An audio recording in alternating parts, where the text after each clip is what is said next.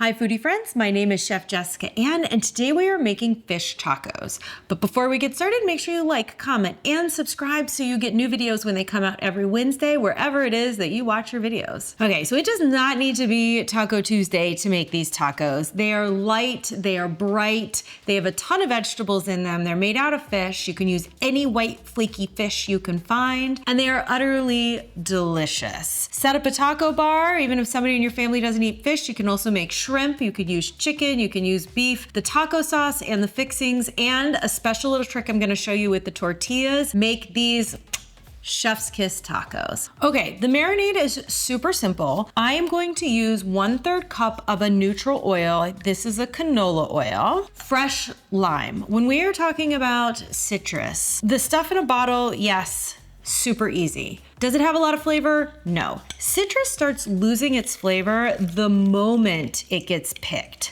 So you really want to get fresh limes for this one. And another trick, if you're using a juicer like mine, most people would put it in there so it fits in the well like this. You actually don't get as much lime out then.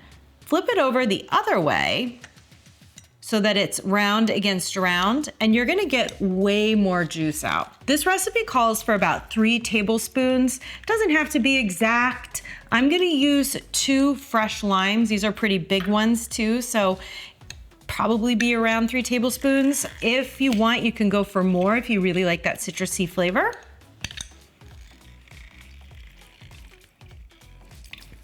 Okay, honey. Honey is going to break up the acidity, give a hint of sweetness, but not too much, and also balance out the spicy flavors that are about to come from ancho chili powder.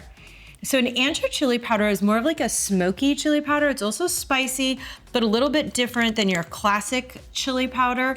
You can use classic, it's fine if you don't have ancho on hand. Chipotle also works really well. It's a 1/2 teaspoon. If you like your tacos spicy, you can definitely amp that up. But you know what? Our fish taco sauce also has some heat, so don't go too far overboard. And about 2 tablespoons of water. Mix this up, you just need a fork.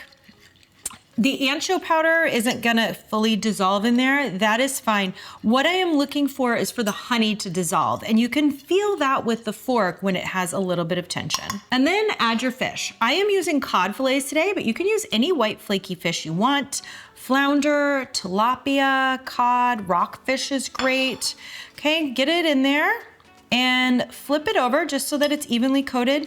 Fish like this doesn't need too long to marinate. In fact, if you marinate it too long, you're gonna end up with ceviche. Not the worst thing in the world, but it won't be a fish you even need to really cook. You could go raw at that point. So I'm going to just let this sit out at room temperature for about 15 to 20 minutes before I throw it in a hot pan. This fish is only gonna need about 3 minutes on each side until it's tender and opaque. Use a fork, make sure it's flaky, and then it's good to go.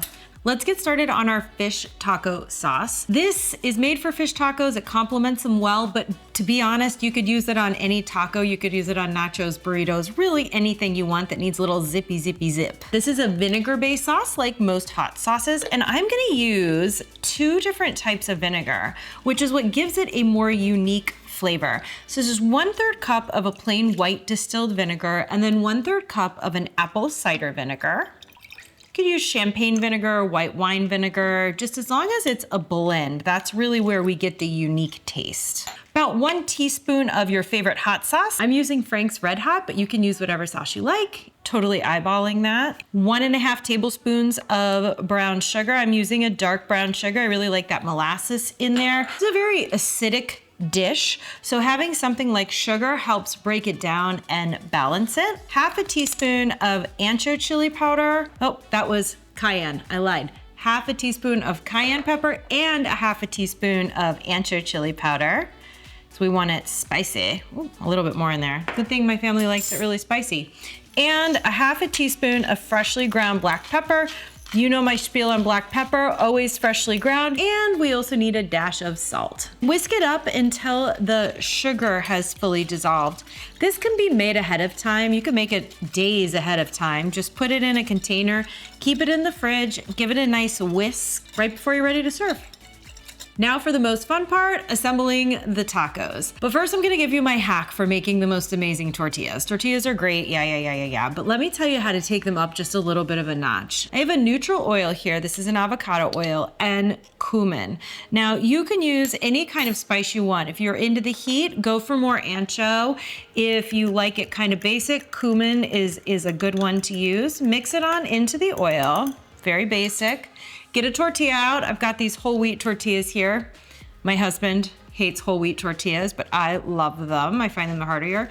And just brush a little bit of that oil on with the cumin on it, and you're gonna get like this amazing spice flavor that you wouldn't get in a regular taco. I also got these fun little taco holders. So much easier to assemble tacos, especially if you're making several different kinds. Go nicely on the plate. My kids love them too. Everybody should invest in taco holders. Got our tacos with our special tortillas. Now let's get some fish. The fish should just easily flake apart.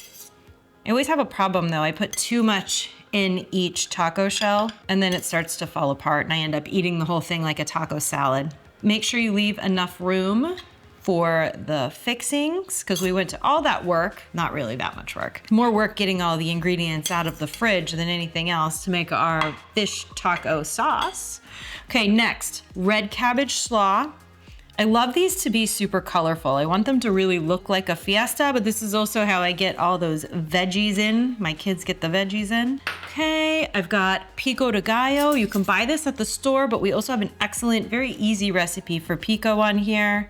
I don't use salsa, it's just a little bit too watery if we're using that fish taco sauce as well. Next, queso fresco. So crumbly cheese. Of course, you can use a different kind of cheese if you want. Cheddar is always fun for the kids. And sour cream. Can't have tacos without sour cream, right? Just a little dollop there on the top, although my family would probably be smothering on the sour cream if we're being honest. And then I also like to serve it with fresh lime wedges. A little bit of fresh citrus right there at the end. I'm gonna put another one on here because I like about 2 per taco. And grand finale, the fish taco sauce. Put in a little beaker so I can just pour it on in there. Don't need too much. My husband actually likes to dip it, so sometimes I'll put it into a little bowl. Here we go. The best fish tacos you've ever had. From my kitchen to yours, have a spicy day.